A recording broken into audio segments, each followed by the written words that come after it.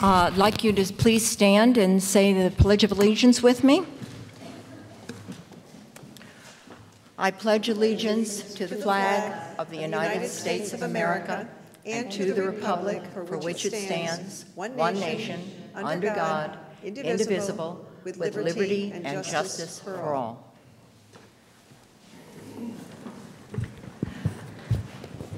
Good evening. My name is Nina Rosamondo. I'm president of the League of Women Voters of South County. On behalf of the League, I would like to welcome you to meet the candidates tonight for Rhode Island Senate District 35, representing sections of East Greenwich, North and South Kingstown, and a piece of Narragansett, and House District 33, representing Narragansett, South Kingstown, and a section of Wakefield. The views expressed tonight are those of the candidates, not of the League of Women Voters, and the sponsorship of the debate is not an endorsement by the League of any candidate. I'd like to thank the members of the audience here at the Narragansett Town Hall, the candidates for Senate District 35, Ms. Dana G. and Ms. Bridget Valderdi, and the candidates for House District 33, Ms. Carol Hagan McKenty and Ms. Deborah Rowley. And thanks to our viewers on Cox Channels 17 and 18 and Verizon Channels 28 and 29. One of the most important duties we have as citizens is to learn about issues and candidates so we can make informed choices when we vote. If you find a forum like this is an essential part of your election decisions, please consider joining the League and help provide Narragansett and South Kingstown and the other communities with nonpartisan voter education and advocacy for open and accountable government. The League is open to both men and women. There are membership materials on the table by the door, as well as other voter information. Please, on your way out, take the time to check those materials out. Democracy works only when citizens participate in the process. Forums like this could easily be a lost resource to your community if citizens are only spectators in the process. In fact, as I've said at previous forums here in Narragansett, the reality is, unless some more residents from South Kingstown and Narragansett and parts of the other communities represented tonight join our League, we will not be able to put on these forums in 2020. So, talk with a League member tonight. Consider attending a monthly meeting. Take the time to learn more. We are here tonight to ask questions of the candidates and to listen respectfully to each of them as they discuss issues important to the future of your communities and Rhode Island. We appreciate your voter interest and enthusiasm, but please hold your applause and refrain from reacting to the candidates' answers. This is a nonpartisan forum. Before I introduce our moderator, I would like to announce that Ms. Deborah Rowley, candidate for House District 33, is unable to attend tonight's forum and has not appointed a representative to make a statement for her. I would now like to welcome and thank our moderator, Holly Courage. Ms. Courage is past president of the State League of Rhode Island and past president of the Providence League. She is currently treasurer of the League of Women Voters Rhode Island Education Fund and chair of the League of Women Voters U.S. Clearinghouse Committee, a group that maintains a website of League studies from around the country.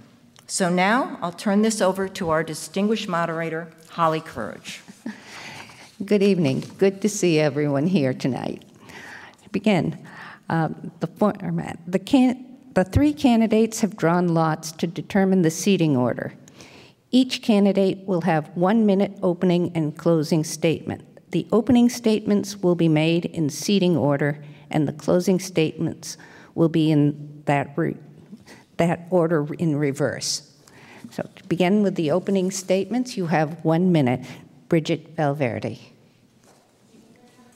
Oops. Thank you very much. I'm so happy to be here tonight to take your questions. You know, listening and talking to voters has been one of my favorite parts of this campaign. Because I think it's one of the most important things that a legislator can do is listen to voters, listen to residents about what their concerns are. You know, so that's exactly what I've done over the past several months as I've gone door to door throughout the district. And the things I've heard are a shared set of concerns. You know, that we need to take action on climate change here in Rhode Island, that we need to protect reproductive rights, and that we need to protect and expand access to affordable health care here in Rhode Island. And I've spent so much time up at our State House advocating for legislation, and many of the things I've advocated for have gone nowhere. So looking towards this election, I thought that the biggest difference that I could make was running for this seat so that we could have a voice and a vote up in the state Senate that would push for the policies that we need to move forward as a state. So thank you. Thank you. Next candidate is Dana G. Is that on? Can you hear me? Thank you.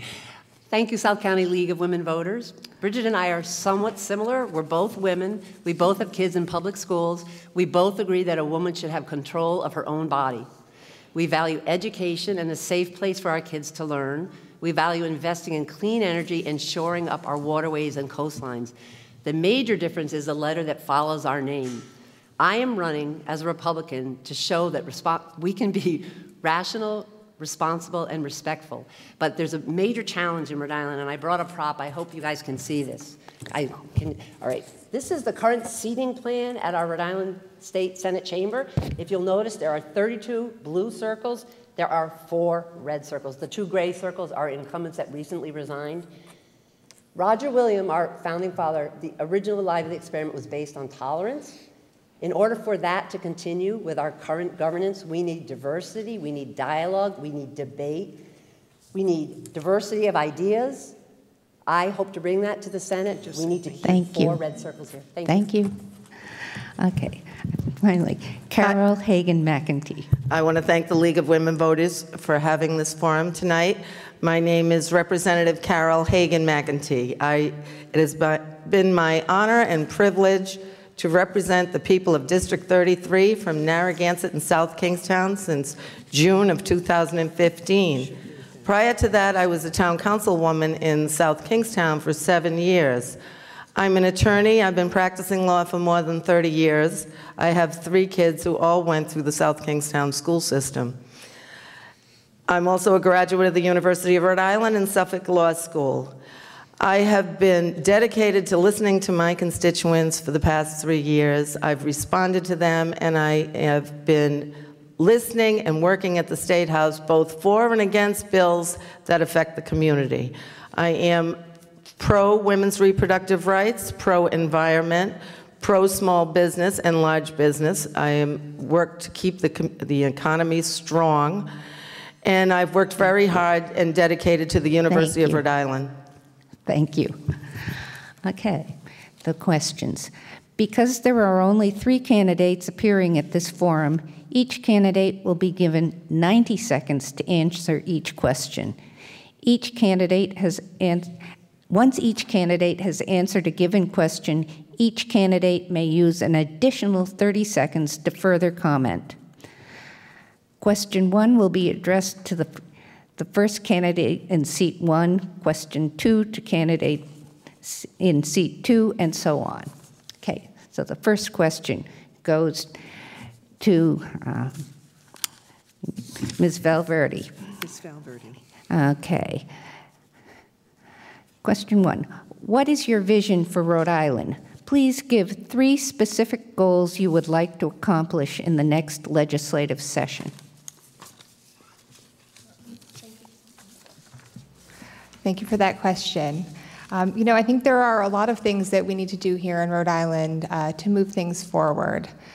I would like to see us, like I mentioned in my opening statement, taking some bold action on climate change here in Rhode Island. You know, exploring new ideas for transitioning to renewable energy here in Rhode Island by expanding our wind power, our solar power, and starting to look into some tidal power capacity here. You know, Rhode Island is on the front lines of climate change. As a coastal state, we have already begun to see the effects of climate change. So additionally, I would also like to see the Reproductive Health Care Act passed to protect reproductive choice here in Rhode Island, especially given Brett Kavanaugh's recent appointment to the Supreme Court and the threat of us losing those rights is very real. It is legislation that I have fought for up at the State House and would like to see passed in the coming session. I would also like to see some additional gun safety legislation passed. We've made some important progress here in Rhode Island by passing the red flag bill and banning bump stocks. However, we have much more to do. I would like to see the Safe Schools Act passed to keep concealed weapons out of our schools. Okay, thank you. Ms. G. So we have 1 minute to rebut, correct? Or just elaborate? No, you have 90 seconds. Oh, okay. On the same question? Yes. Oh, I totally, all right. So I'm a small business owner. I've been running a business in Rhode Island for over 30 years. So my platform pretty much is financially based. Our state budget is $9.6 billion, which is double what New Hampshire's is. We're spending $10,000 per Rhode Island resident, which is a lot of money. So my goal, the most important thing, I think we also have a $200 million deficit right now that we're facing. So my goal is to try to get that line item veto. We're only one of 6 states that do not have a line item veto. The line item veto, like I've said in my last debate, is like your kids give you your Christmas list and you can't say no, no, no. You have to say yes, yes, yes, yes, yes. Everyone's good. And not everything on that budget is good. So I think the line item veto is huge. We either have to have the House, it has to go through legislatively, or we'd have to have a con, which would have to be on the ballot. We'd have to vote to have that, the Constitutional Convention. The other thing I really think we need to work toward lowering our sales tax. Bruce Sunland said he'd do it. He never did it. It went to 7 for the banking crisis. I don't think we're in a banking crisis right now. I'd like to see it to go back down to 6. The final thing as a small business owner, we need to either lower or completely eliminate the minimum corporate tax for small business owners. We have to pay $400 every March 15th. It's a burden if you own multiple small corporations. It's also, you're paying sales tax as it is. So our small business, there's 50% of us who work for small businesses in Rhode Island, and Rhode Island is running on the backs of its small business, and I'm really going to try to make a difference at the State House. Okay, thank you. Ms. McEntee. I think one of the issues that seriously affects my community, which is Narragansett and South Kingstown, is the issue of climate change and the effects it's having on our community with erosion. I represent all of Narrow River practically, and anyone who goes down that river can see the effects firsthand at the mouth of the river. I have worked diligently with the House and the governor and the federal delegation to try and get money into Narragansett to help with dredging behind the Dunes Club and putting the sand back on the beach, replenishing the marsh, and saving our habitat. Also, I'd like to see the school construction bond passed. I think our schools all need some upgrading to bring us into the 21st century. Also, I've been a proponent for question number 2, which is going to give $45 million to the University of Rhode Island Oceanography School to build a new pier. For the new boat that we are acquiring, there are 3 boats like this in the whole country, and it is an honor and a privilege for URI to get this, and much deserved. The other thing, I am also a small business owner, and in the legislature we have reduced the corporate tax to $400. It started out, I believe, $600 several years ago, and each year we've been working on that. Thank you. Okay, the next question will go first to Ms. G. In the spring, the Providence Journal reported that the 3 top lawmakers, Speaker Mattiello, Senate President Ruggiero, and Senate Majority Whip Goodwin, sponsored almost $500,000 worth of grants for their districts, which is equal to 21% of the amount budgeted for the 113-member assembly. What is your position on the legislative grant process, Ms. G? Thank you. I'm so glad you asked me this question. My husband, who's a senator right now for District 35, he has never distributed legislative grants to our district. He and I both believe that it's not our money to give, it's the taxpayers' money. It's one thing if you're Bill and Melinda Gates and it's your money that you earned and you give it to the charities. It's another thing when you handpick, say, the small organizations or nonprofits that you think deserve it. The issue I have, Nick Mattiello gave $205,000. He gave $65,000 of that to the Cranston Police Department, and he gave $15,000 to the Cranston West Little League. Now, I have sons who all played Little League. The Cranston West Little League facility is the nicest in the state. They did not need a legislative grant for $15,000. I just don't like how they're handpicked, and it's pretty much at the mercy of the Speaker, both Senate and the House, who gets those grants. So I really want to see that go away. I don't think it's right. And it's $2 million that could be used elsewhere. Okay, thank you. Ms. McEntee. Well, I agree in part and disagree in part with Mrs. Gee. The legislative grants that the leaders you just spoke of are spending is ridiculous. It should be parceled out to all of the districts, both Senate and House, if we're going to have it at all. So my position on it is I like to bring back to my community the funds that are available for nonprofit organizations that I know deserve the money. Now, we get lost here in South County in the expenditure of money up at the State House. And this is the one way that I can try to bring it back to the community. Now, it would be great if I could bring the $200,000 or the $150,000 or whatever it is you said they were spending, and that seems to be impossible. But we do get minimal amounts. I think this past year I might have gotten $15,000 in local grants, but all for good causes. They went to volunteer firefighters in South Kingstown. They went to community organizations in Narragansett. They went to Partnership for Prevention. These are all community nonprofits that need the money, that are doing great work, and I know of the work they're doing, and I feel that if I can bring money towards to advance their cause that is doing so much in our community, then I'm going to do so. But I do think it should be spread out equally. Okay, thank you. Ms. Valverde. Thank you. I largely agree with what Representative McEntee has said. If the money is available to come back to our district, well, then I think that we should be taking advantage of it. I do think that the process does need to be changed so that the awarding of legislative grants is more transparent and is equal across districts.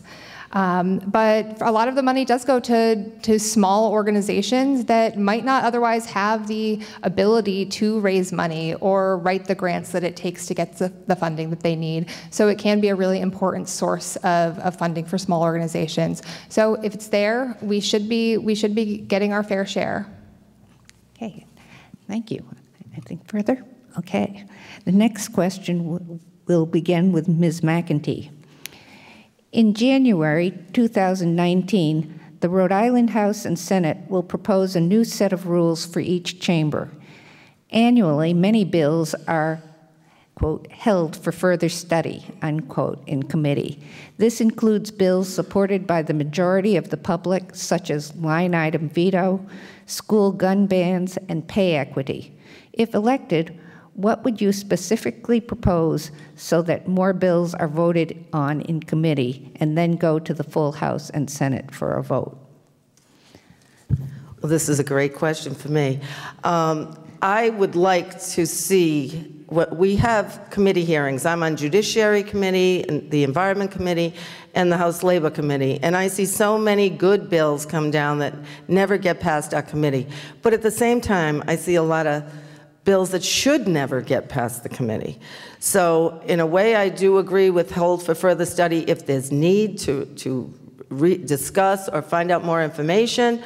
But there's many bills that we can agree on right there in committee, and I would like to see a vote taken in the committee to forward it to the floor. Now, if we did that more often, we would have seen a lot more bills pass at the end of the year, especially bills that had to do with women's rights, equal pay, extension of statute of limitations. We had many, many issues that were on the table that I felt had the majority of our House members did support and should have gone to the floor. With that said, the Speaker has too much power. We need to do something about the rules to force the vote and let the chips fall where they may, because many times we as legislators, many of us left this very, in June, very frustrated by not getting a vote on many of our bills, and I was one of them, and so certainly I don't want to go through that again. So I would like to see the bills come to the floor. If we don't have the majority of the votes, then, you know, I accept that, but if we do, then they should pass. Thank you. Ms. Valverde? Thanks. For any of us who have spent time up at the State House, and I know some of the people in the audience here have been up there a lot, you know, you fear those dreaded words, held for further study, because it means that something that you have advocated for passionately, that hundreds of people have come out to speak, you know, either for or against, is just not going to get a vote and is not going to be brought to the floor for a debate. And, you know, a lot of legislators are, I don't know, protected by not having to take a stand on certain issues. And that's not the way it should be in our democracy. You know, we should have a mechanism, you know, in the House and Senate where a bill's sponsor, you know, can you know, get so many votes from their colleagues and to vote something out of committee and get it to the floor for a vote. So that's what I would propose. Thank you. Ms. G. I completely agree. I think the speakers, the heads of both houses, have way too much power, and I think the only way that's going to change, they also, not only, they get to appoint all the committee members, so they pretty much run the show. I think the only way that's going to change is if, in fact, like I mentioned before, a constitutional convention where you can change how things run is our only hope. Historically, the voters have wanted it. In 2004, it was voted down, and in 2014 again, because there was a huge advertising campaign to block it. I think at this point, it's the only way that we're going to get how the process in both sides of the House work. Okay. Could I say one? Okay, Ms. McEntee? I just want to say that I don't think we need a constitutional convention. We can change the rules of the House and the Senate to make the difference. So that's what we have to do. And, you know, many of us already are talking about that. Okay, thank you. Anybody else? Ms. G? No, you don't want to? Thank you. You want to move on. Okay, you're ready to move on. Okay, question 4 will go to Ms. Valverde. Legislation to allow the line item veto in Rhode Island has been repeatedly introduced in the legislature and not passed, leaving Rhode Island as only one of 6 states not allowing a governor the line item veto. What is your position on the line item veto, and do you think the voters should have an opportunity to vote on this issue? Yes, so I do think that we do need a line item veto here in Rhode Island. You know, right now the balance of power between the General Assembly and our governor is off. You know, we have a governor who, you know, has to either sign or veto a budget that comes to her without being able to make any changes, and that you know, provides for a lack of transparency and a lot of you know, last minute maneuvering and political favors to be, you know, put in our budget. And, you know, so our governor does need to have that power. So I would support instituting a line item veto. Okay, Ms. G. I agree too. I said earlier it was one of my top 3 priorities is getting that line item veto.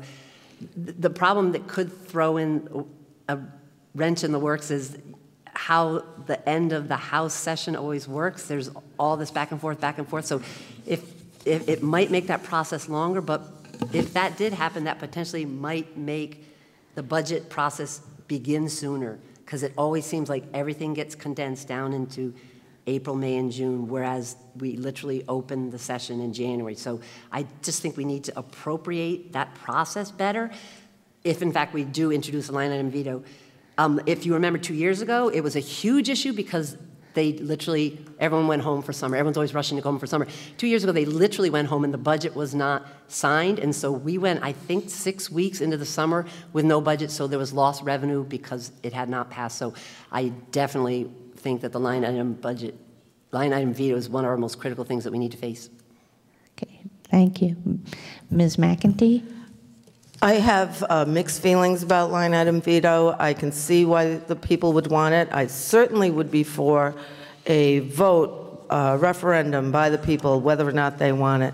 But I think we're taking away from one branch of government and throwing it into another. So you take it from the House and the Senate, and then you give it to the governor. Now, there's still the possibility of abuse. I don't know how you work that out. So, but what we try to do at the House is we each represent our district. We try to bring the interests and the issues that affect all of our constituents. One of the things we had this year was several of us, reps from South County, fought to have money put back into the budget for South County Hospital. Now, if there was a line item veto by the governor, we might have lost that, but because we fought so hard and long for the money to be put back into South County Hospital, we were able to get it. And so it works both ways. So I think maybe a limited line item veto might be appropriate, but I certainly would leave it up to the voters. But if you watch us in action up there and you see what we fight for, I'm not sure that just letting the governor take over the budget and not letting us all have a say at our stage of the budget hearings would be completely, would resolve the issue completely. I'm not sure. Thank you. So put it to the voters. Thank you. Thank you. Okay, any further comments? Okay. Next question will go to Ms. G. At the end of August, Education Commissioner Wagner signed an administrative directive to all Rhode Island schools which stated, quote, all firearms, including concealed carry firearms, are hereby banned from all public school buildings and grounds by anyone other than visibly identified active law enforcement officers, unquote. Explain your views on this policy and whether or not you think it should become law. Ms. G. I support the Second Amendment. I support guns in the hands of those who abide by the laws as written.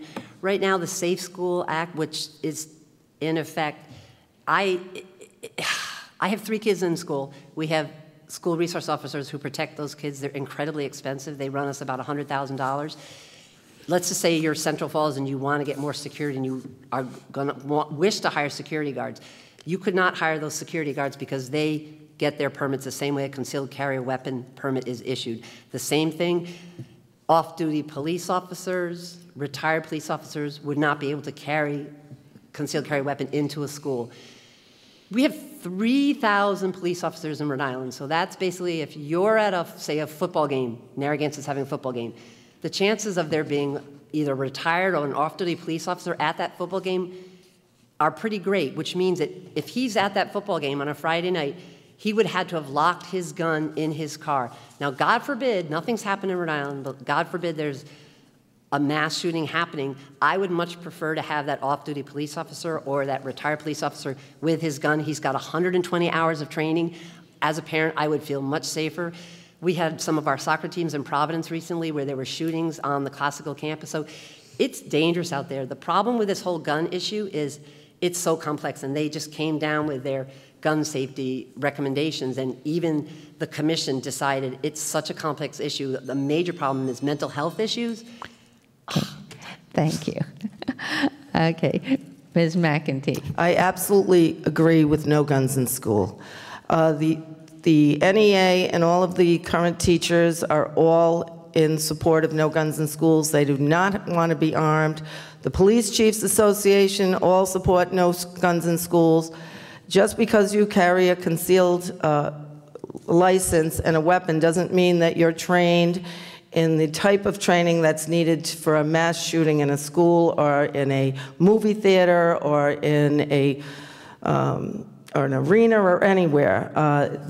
There's no, the exception to the rule is police officers and military that were called in, and that's what the teachers want. They can't be teaching our kids and be ready to pull their gun on a shooter in school. I just don't think that's even possible, and many of them are not the type of people who even want to engage in that.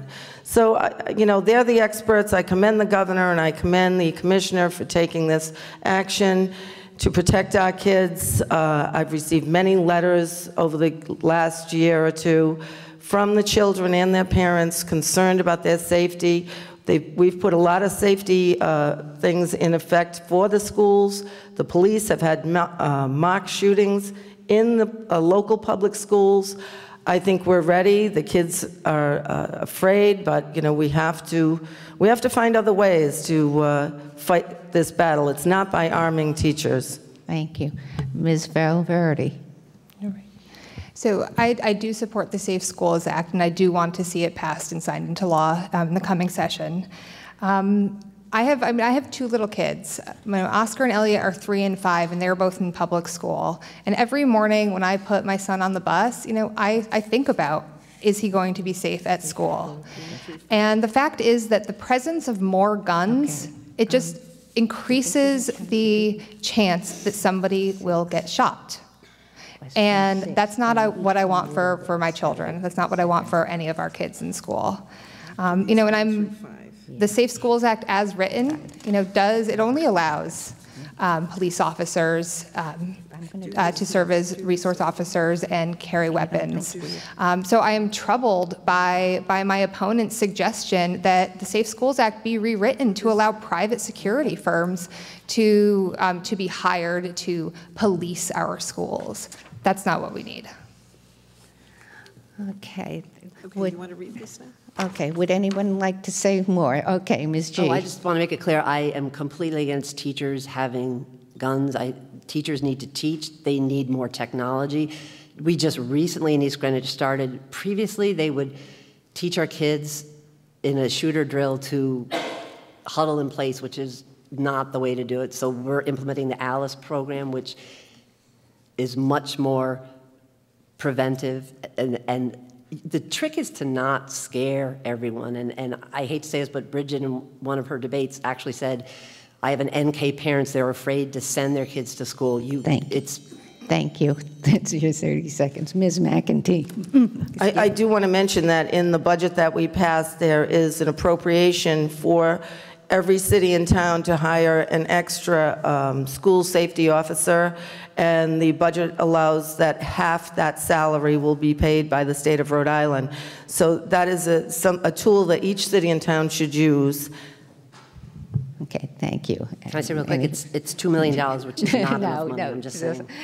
Yeah, Ms. Valverde wanted another 30 seconds, fine, but no. Okay, now we're going to move on to the lightning round questions, addressed to all candidates, which require only a yes or no answer. And each candidate will be given 10 seconds to elaborate beyond a simple yes, no. Okay. I would start with McEntee. Oh, okay. We're going to, since, let's see, we are going to begin with Ms. McEntee. Okay. First yes-no question. In a recent poll, 55% of Rhode Island registered voters support banning the sale of new semi-automatic rifles in the state. Do you support such a ban? Yes. Ms. Valverde? Yes. No. Gee. Okay. Let's see. Question 2. Would you support raising the age to purchase long guns from 18 to 21? Ms. Valverde? Yes. Ms. G? No, my son is a revolutionary reenactment, which means he would not be able to use his long gun, so I'm going to have to say no on that one. Okay. Ms. McEntee? Yes, except for police officer and military. Okay. Okay, next question will go to Ms. G. Do you support Roe v. Wade and the Reproductive Health Care Act, which would codify the tenets of Roe into law in Rhode Island? Ms. G. Yes, I do. Ms. Yes. McEntee? Yes. Ms. Valverde? Absolutely. Okay, well, we're moving right along here. 4, Ms. McEntee, will you commit to continuing funding for the Rhode Island Promise Scholarship at the Community College of Rhode Island? Yes. Will you commit to continue funding of the Rhode Island Promise Scholarship at the Community College of Rhode Island? Ms. Yes. Val? I'm going to say 50-50. I would do it for one more year because the results from this past year were not exactly stellar. Okay. Okay, next question. Ms. Valverde, if you are running for the House and if Speaker Mattiello is reelected, will you vote for him for Speaker? If you're running for the Senate and Mr. Ruggiero is reelected, will you vote for him to be President of the Senate? I cannot answer that question. I don't know who the candidates for Senate President will be. Okay, yeah. Ms. G? That's a no. Ms. McEntee? I'm inclined to say no after last year's session, but I would have to see who the people were that come forward to be Speaker. Okay. Do this afterwards. Okay, now we go to number 6. Question number 6. Oh, okay. We're finished with the lightning round. Oh, we are finished with the lightning round. Okay, so we're going back Start to with Ms. question McEntee. Ms. McEntee. We're going to go back to the regular questioning, where you each have 90 seconds, and then after everyone has answered, 30 seconds. Okay, Ms. McEntee. What kind of specific policies do you think will increase the number of high-paying, sustainable jobs in Rhode Island? Please include in your answer your position on public-private partnerships and tax incentives to attract businesses to Rhode Island. Ms. McEntee. Yes. One of the programs that's put in place is Real Jobs Rhode Island. Now, I would like to see this expanded. We appropriated $11 million for this in the past session. This is job training for Rhode Islanders to fit into the jobs that we've created, like in Quonset. There's a lot of new technical jobs that are there, and mechanical jobs. And I would like to see that continue. There's also apprentice programs that are with the tradesmen. They've done a terrific job with anyone who wants to go into construction or trades. And at the University of Rhode Island, we're obviously on the move, and especially the Oceanography School, if we get the $45 million bond, those people who go to those schools are getting high-paying jobs that they can make a living at. So we're talking about earning a wage that you can support your family, pay your bills, buy a home. So that's what we need to concentrate on, bringing in those kind of jobs and training our job force and our young people to be able to do those jobs. And so I like the Real Jobs program. I support it, and I think we have to even go further. But the economy is doing better. People are employed. And I see a lot of kids that are sticking around, going for trades jobs or back to college. Okay. Thank you. Thank you. Ms. Valverde. All right, thanks. So, the fundamentals of our economy here are strong. We have the lowest unemployment rate that we've had in a really long time, but a lot of the jobs that people have are not paying them enough, and especially with the rising cost of living here in Rhode Island, people are still falling behind. So we do need to create those jobs that are going to be good-paying jobs that people can support a family on.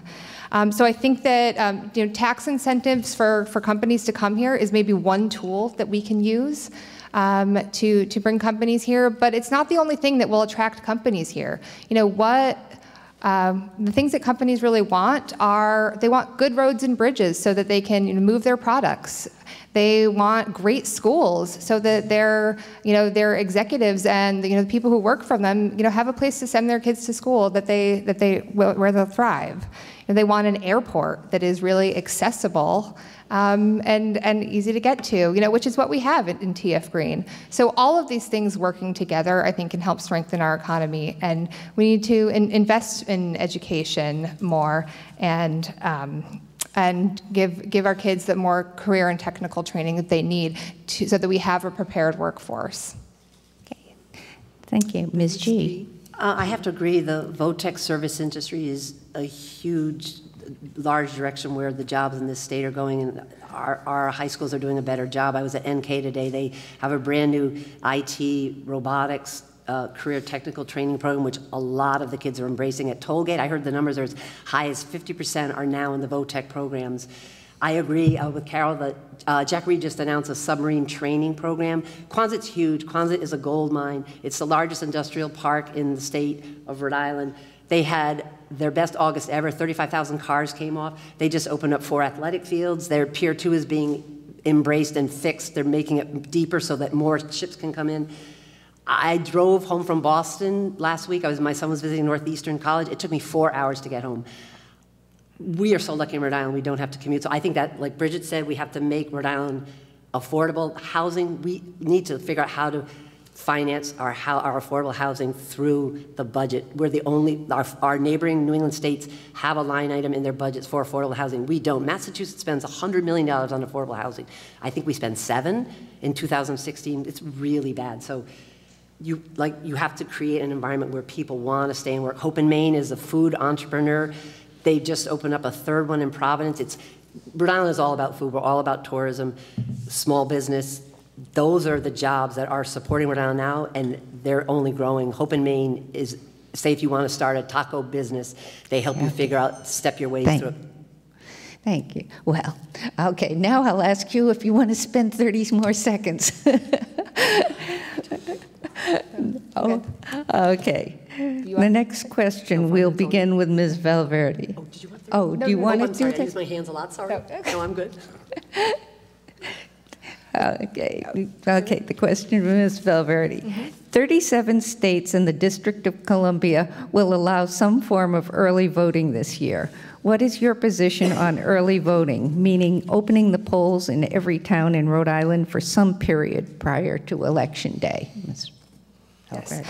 Yes, I think that we should be doing whatever we can to encourage civic engagement and allowing people to vote. Voting on, during those, 13 hours that the polls are open on one day of the year, it's very restrictive for a lot of people. Maybe you have a last-minute trip and you can't be here to vote, and you hadn't planned on it, and maybe your car doesn't work. And there are so many barriers for so many people to actually getting to the polls on Election Day. So instituting early voting in Rhode Island, I think, should be a priority. Okay, thank you. Ms. G? I completely agree. When you're 16 now, and Nellie Gorbea has done a phenomenal job with our website.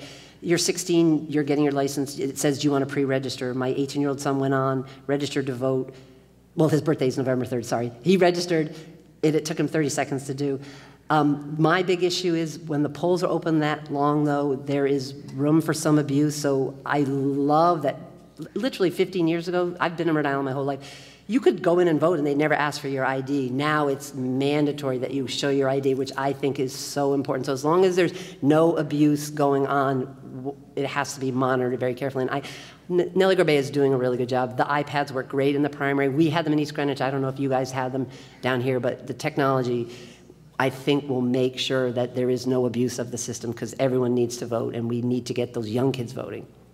Okay, thank you. Ms. McEntee? Yes, I am in support of early voting. As a matter of fact, that bill, the Secretary of State, Nellie Gorbea, came forward with that bill in House Judiciary this year, and it was held for further study, and I was surprised it never passed. But it was a good bill. It was, I think it was 21 days before the election that the voting could start. It even had cities and towns opening up for 2 Saturdays before the election and during business hours. So it would be like 8 to 4 or 9 to 4 or something like that. But it didn't pass, and right now we have what's called emergency voting. So those of you who cannot get their election day can go to your local city or town hall and vote without a reason. All you have to say is, I can't make it, and I want to vote today. So the booths are set up. All you got to do is, if you're in Narragansett, show up at the clerk's office. They'll let you vote immediately, but it has to be, again, during business hours, not on weekends. So I think it's a good idea, and when people hear emergency voting, they think that means something other than it is, but it really is early voting. All you have to say is, I'm not going to be able to make it. They don't ask you for any kind of excuse or doctor's note or anything like that. So please do vote. It's already going on right now, and hopefully next year we will pass the Secretary of State's early voting bill. Thank you. Okay, thank you. Did you want to say? Okay. Next question will begin with Ms. G. The UN Climate Committee just released devastating predictions about temperature increases across the planet, necessitating dramatic measures in the next several decades to prevent catastrophe. What state-level policies do you think must be implemented in the coming legislative session to begin to deal with the rising sea levels and temperatures? Ms. G. I actually saw this release. I am not really that up to speed on climate control, but I've been researching, and 2016 was actually the warmest year on record, so we obviously have a problem. The UN was hoping to keep it to a 1.5 degree, not a 2 degrees Celsius future. You learn in grade school that the way to combat CO2 is trees. We need to stop cutting down trees. We need to shore up our shorelines. The bond issue number 3 is a good start toward doing that. I'm not quite sure how legislatively what's happening in that bond issue number 3. There's a lot of collective stuff going on. It's almost like a mishmash of farm space, open space, dredging, the CSO treatments, it's drinking water, it's a little bit of everything. I would much prefer to see state legislation, once again, like I'm talking about the affordable housing, we need to address those major issues to shore up our shoreline. Okay. Ms. McEntee. Yeah, it's terrible what the future predictions are, and of course, here in my community, which is so much shoreline, we're seeing it every day. As many of you know, you go down to the beach, you go down to Matunic. We had to put a wall in Matunic to save the infrastructure down there because of the breach that has continually gone on, to save the 400 homes that are out beyond the wall. And I mean, one of the things that we have here in Narragansett is we're a man-made shoreline, so we have a wall we've been able to protect.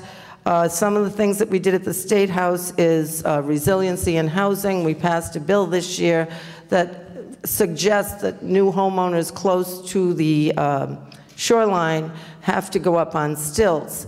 I think they call it freeboarding. No, that's not freeboarding.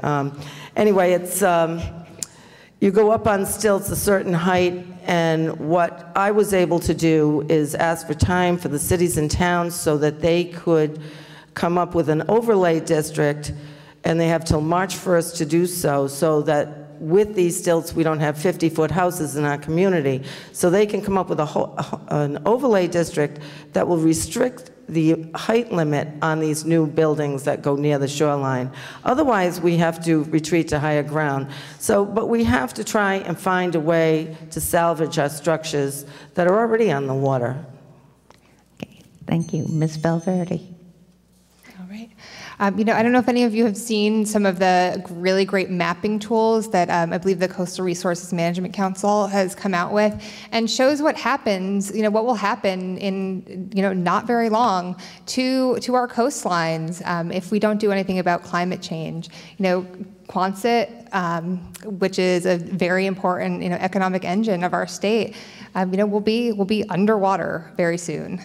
If we don't do anything. And so Rhode Island really needs to be a leader in this area, you know, because we will bear the brunt of climate change. One thing that I'm interested in exploring is the bill is known, Bill known commonly as the Energize RI bill, which would institute carbon pricing to help us move away from fossil fuels here in Rhode Island, while also lessening the burden on ratepayers as we make the transition to cleaner energy sources. And so, like I mentioned before, we do need to rapidly accelerate our transition to renewable energies here in Rhode Island to do whatever we can. Okay, thank you. Ms. McEntee? Yes, thank you. I was rushed along with my answer, but we absolutely have to reduce carbon emissions, and we have to work on sustainable energy that doesn't kill our environment. So that has to be a constant movement. We also don't want the oil drilling off of our coastline. We've been very active at the State House in trying to prevent that because the federal government is suggesting that they're going to do that. So those are things we have to fight against, and I will continue to do so. Okay, thank you. Ms. G? Just real quick, I know all of us have the same issue. We pay a lot for our electric bills. I hope you all saw on Monday the city of Warwick, if you're driving to the airport road on the left-hand side, I was always like, what are all those solar panels? And they just cut the ribbon on there. They converted a 36-acre brownfield into a solar power facility that should literally power every building in Warwick. So I think it's an incredible use of renewable energy that is, I hate this term win-win, but it's a win-win for everyone. Okay, thank you. Well, I think she's already taken. I think we're going to go on to the next question, which actually goes to you, Ms. McEntee. According to a report by Wall Street Journal, the percent of Rhode Island's roads in poor condition is the worst in the nation, with bridges and dams close behind. What are your goals concerning infrastructure improvements and maintenance for your district and balancing those needs against those throughout the state? Ms. McEntee. Well, since I've been at the State House, we did pass the roadworks legislation, which, as many of you know, puts in the gantries at certain spots on Route 95 and Route 6. I have the latest report of the amount of money that's come in through 1 month's worth of tolling from July 11th to August 10th. Now, it was anticipated that they would collect approximately $598,000, but it has turned out they collected $664,617, which is an estimated, their estimate was below what was collected. So they collected approximately $66,000 more than they anticipated. Now, these truck tolls are for 18-wheelers only, and it's not for cars. There's no intention for it ever to go to cars. And all of this money is earmarked for the bridges and roads, cannot be used for any general fund.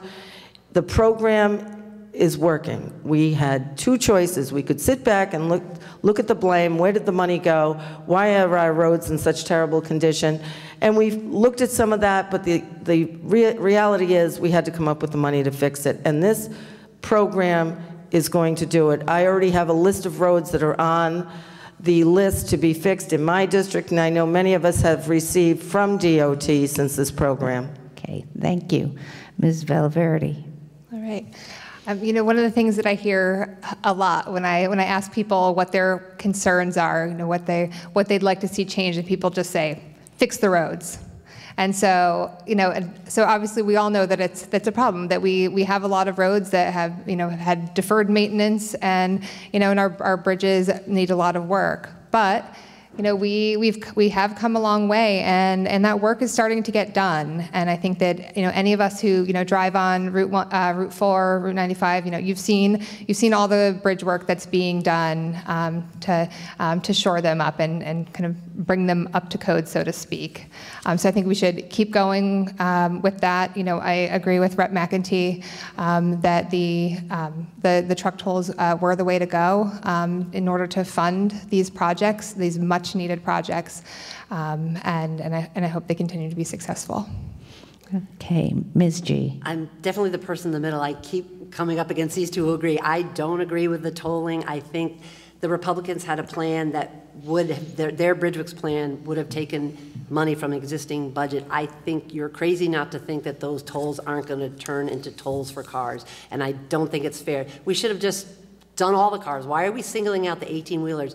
We all benefit from what those 18-wheelers are driving, so we should share the burden. If we're going to have tolls, we should all be told, and it's going to happen. So the other thing is, once again, I'm going to promote bond. I'm not a big proponent of bond issues, but all three of these are really good. Number 3 also dealt with the dam issue in Rhode Island, so number 3, we definitely need to push forward. It's not the most expensive of the 3 either.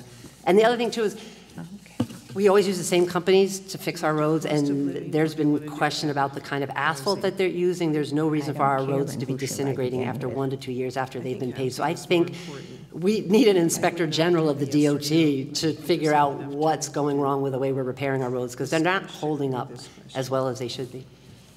Okay. Does anyone else wants to say anything? Okay. Let's see, 10 I or would say do 11. do 11. I was just say we're coming up to our last question. We're coming up to our last question. Can I just say something about the tolls? Number one, we're not crazy. And I'll tell you another thing, that cars are not going to be tolled. While I'm sitting in this seat, that's not going to happen, and I know many of my colleagues agree with me 100%. So if you drive around, like Bridget said, you will see the roads are being fixed, just in our district only, my district alone, 138, Bridgetown Road, Boston Neck Road is coming next. I mean, we are getting the job done, and that's what we're here for, and that's why it's a good program. So, and as I go door to door, everybody talks about roads, as Bridget said. Okay, thank you. This is last question. Will go to Ms. Valverde. Valverde, yes. Yeah, Ms. Valverde. According to a 2016 Roger Williams University study for the state's Housing Finance Agency, Rhode Island needs to add over 30,000 housing units over 9 years to meet the state's most economically at-risk residents. In your opinion, what specific measures can the state take to deal with this pressing problem? Valverde. All right, sure. So, affordable housing is a huge problem here in Rhode Island. We have, first of all, a lack of housing, which is, driving up our property costs. But also, there just are not enough places for families to live. So we do need to expand that stock. Some of the things I think we need to do is to use some state funding and earmark funds specifically in our budget for that funding. We also need to make sure that our towns and our cities and towns are meeting the goal of 10% affordable housing. I know that it is difficult for cities and towns to sometimes meet that goal. But if we are going to be serious about addressing the problem of affordable housing, we need the state to be working with our cities and towns to help them reach those goals. Okay, Ms. G. I think the incredible thing about this is, I don't know if there's only 41% of us who actually own our homes. Rhode Island had the best growth in New England. Our homes appreciated 7%.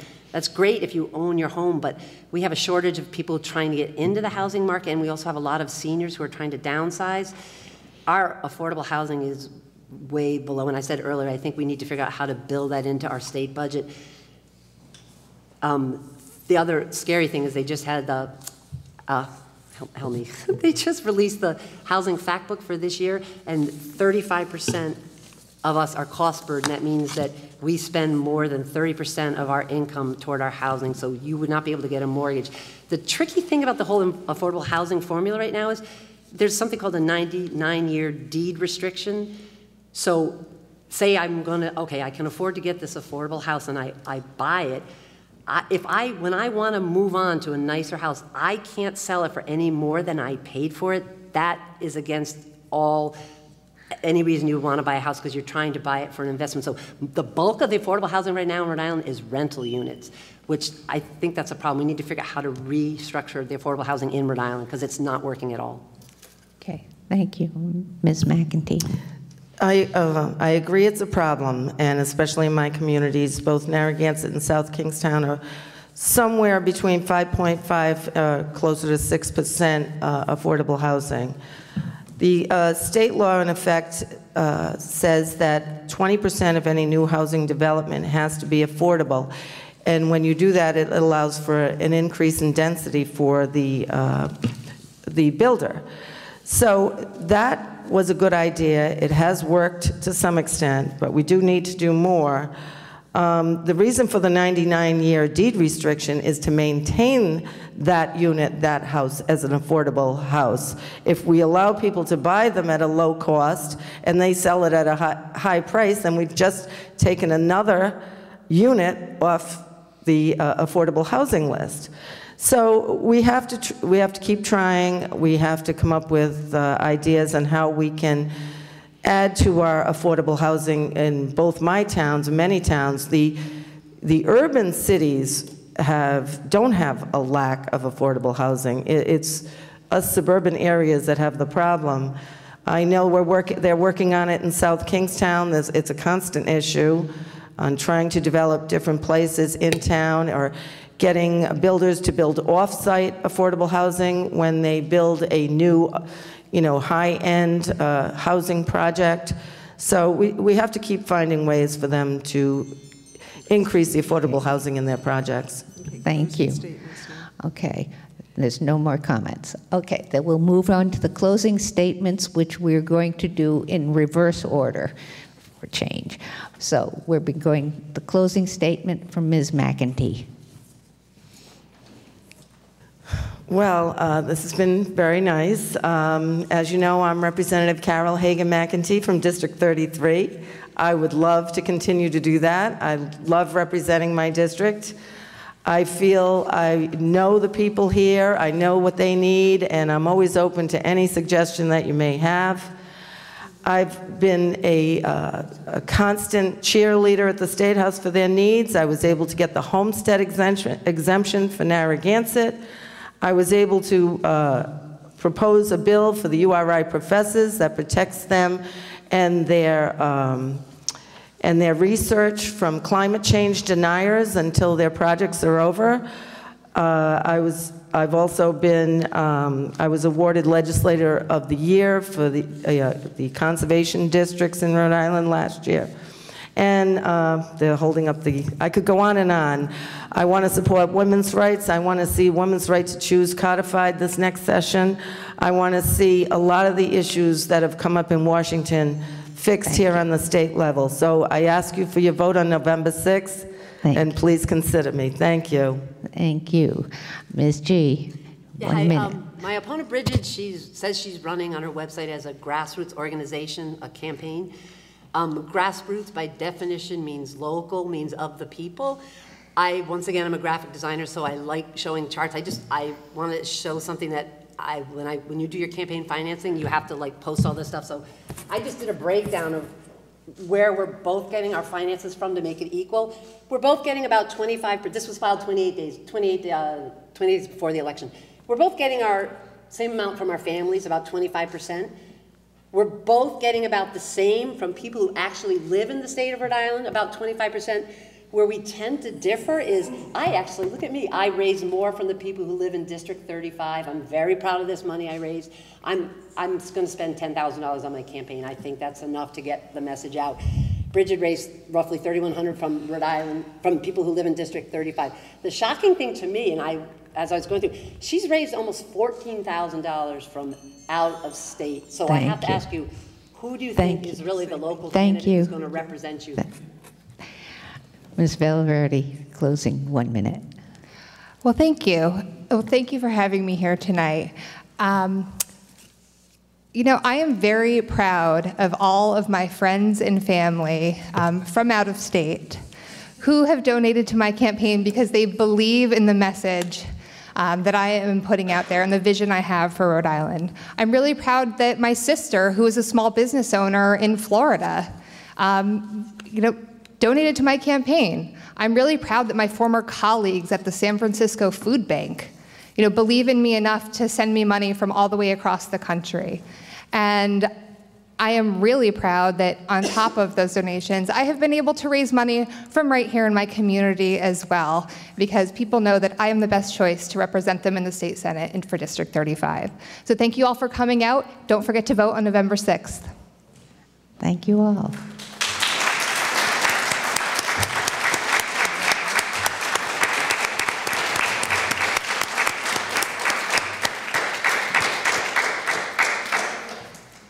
Okay, you've already thanked the candidates, so I didn't even have to ask you to do that.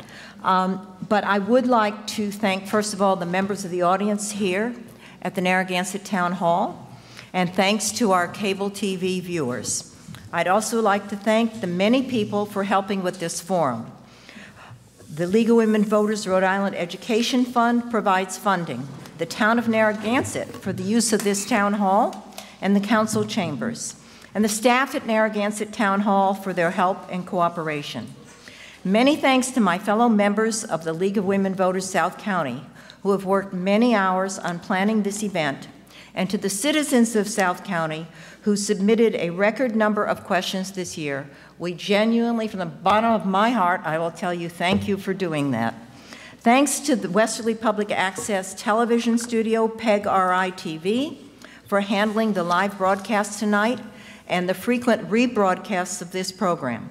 And thanks to the local media covering this forum. This forum will be rebroadcast on Cox Channels 17 and 18 and Verizon Channels 28 and 29, frequently between now and Election Day. There is a rebroadcast schedule on the table at the back of the room and on the League of Women Voters website, which is www.lwvrisc.org. The forums will also be available to be viewed digitally via the link on our webpage and our Facebook, which is League of Women Voters South County. Tonight's forum will probably take a couple of days to be uploaded, but all the previous forums are already up. We greatly appreciate your completing the audience survey, which most of you, I believe, got one. If you didn't, we have more in the back of the room, and if you would put the completed ones in that basket, we would greatly appreciate it. Thank you.